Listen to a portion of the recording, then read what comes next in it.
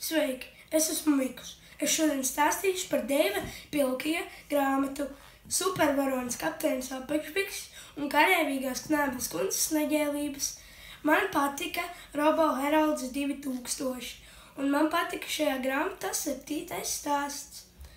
Šajā grāmatā man nepatika nosaukums. Ja es būtu autors, es neiesaistītu nosaukumā vārdu apakšbikses.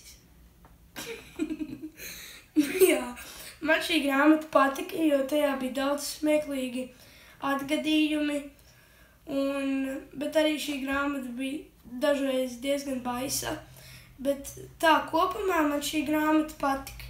Es šo grāmatu iesaku cilvēkiem, kuriem patīk Gregadiera grāmata un Lielais Neids. Šī grāmata ir ļoti jautra. Paldies